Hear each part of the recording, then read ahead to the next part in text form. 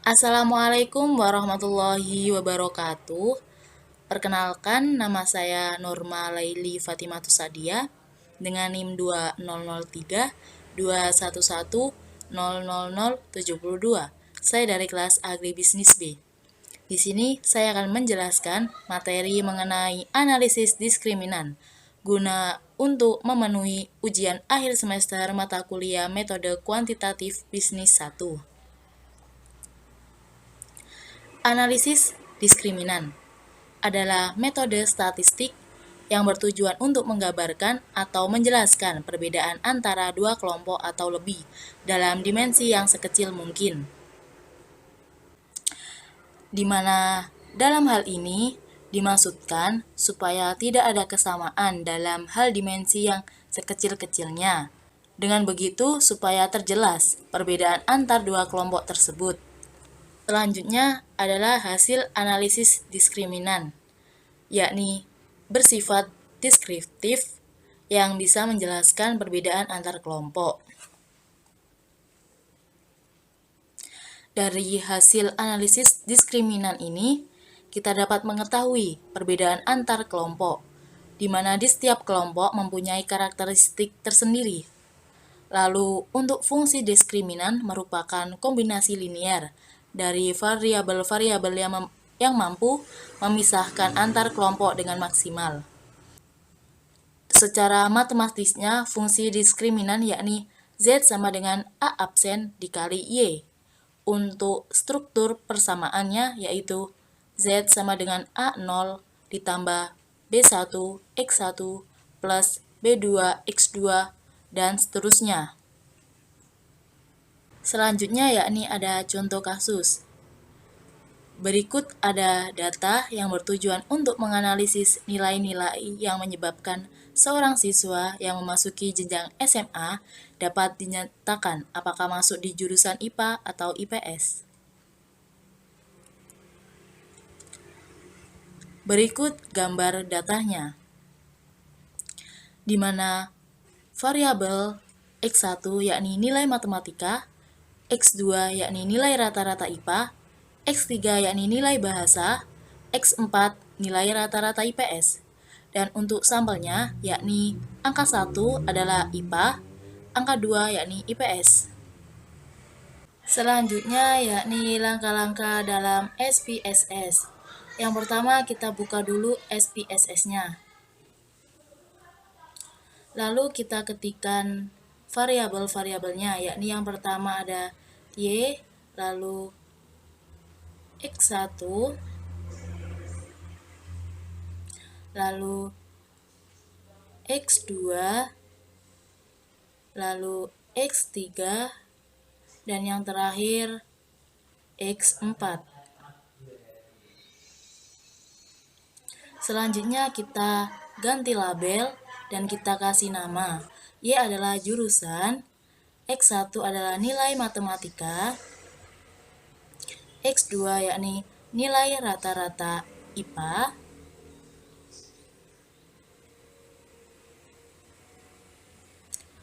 X3 yakni nilai bahasa,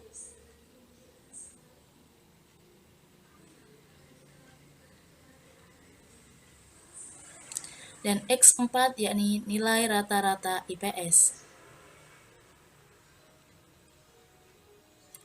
Lalu kita ganti pada measure-nya, kita ganti skala, kita ganti semuanya menjadi skala.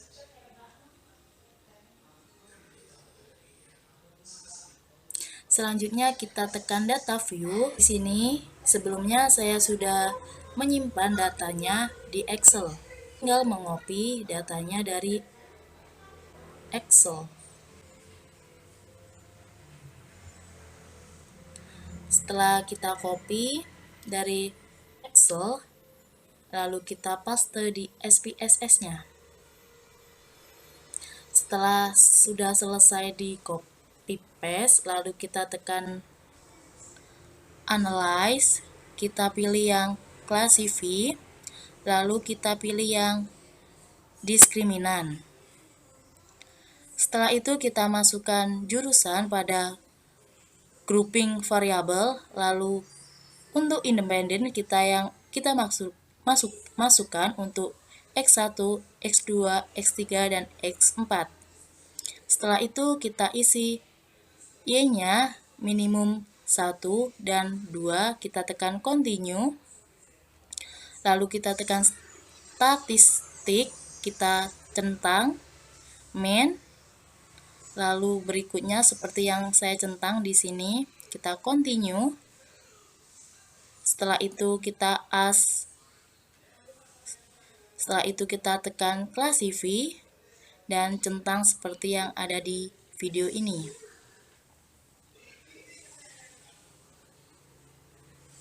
Setelah itu kita continue dan kita tekan OK.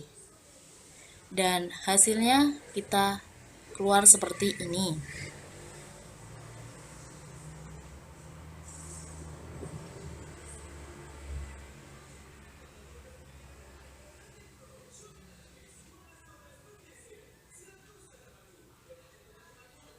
Selanjutnya yakni adalah hasil dan pembahasan. Untuk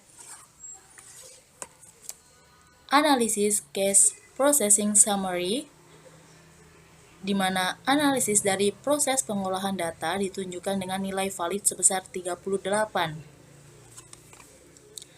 dalam persen 100. Artinya, tidak ada data yang missing, atau dengan kata lain seluruh data sudah lengkap, tidak ada yang cacat.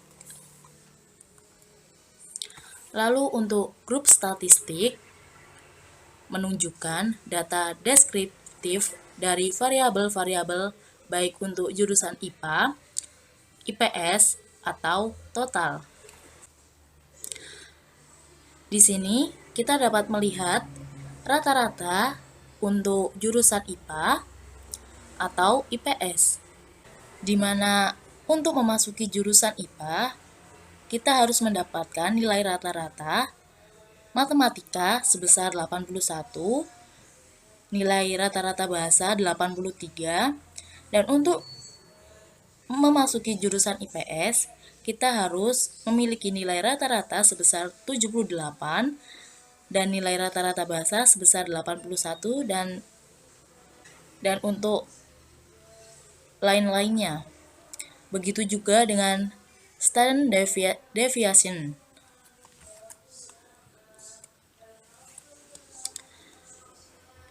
Selanjutnya yakni test of quality of group means, menunjukkan uji beda dari dua rata-rata untuk masing-masing variabel, di mana dari keempat variabel independen yang digunakan, yakni nilai matematika, nilai rata-rata IPA, nilai bahasa, dan nilai rata-rata IPS.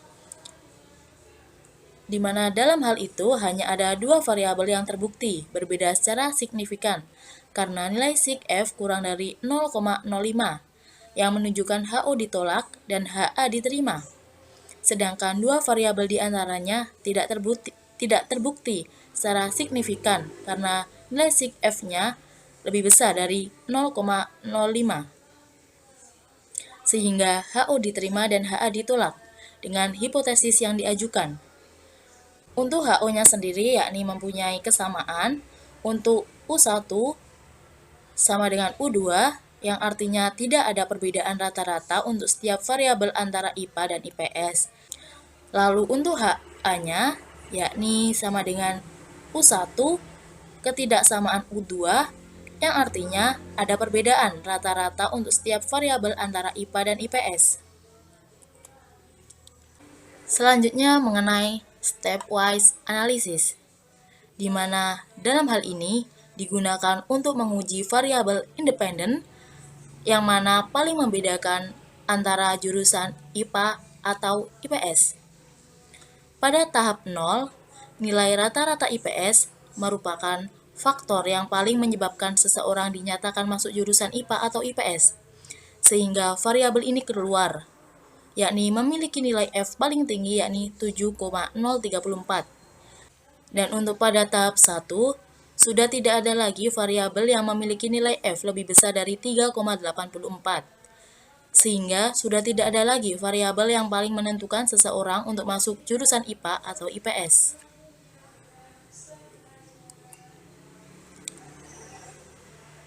Selanjutnya yakni membentuk fungsi diskriminan.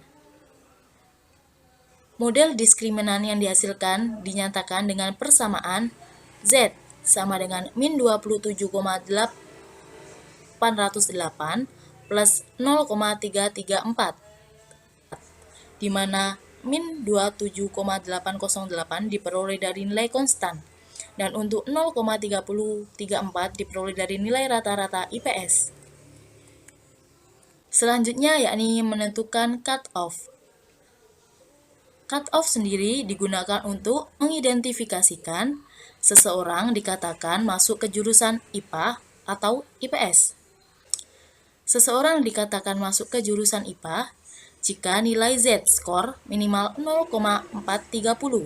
Apabila masuk ke jurusan IPS, maka harus memiliki nilai Z-score maksimal min 0,430. Berikutnya yakni case-wise statistik, yakni digunakan untuk mengidentifikasikan data aktual dengan prediksi model diskriminannya. Yang terakhir yakni classification result, merupakan kesimpulan akhir yang menentukan seberapa besar model diskriminan yang dihasilkan mampu memprediksi kondisi aktualnya. Dengan nilai 65,8% yang merupakan kasus asli terhadap pengklarifikasian yang dikelompokkan dengan benar. Sekian dari saya, apabila ada salah kata mohon maaf. Terima kasih. Wassalamualaikum warahmatullahi wabarakatuh.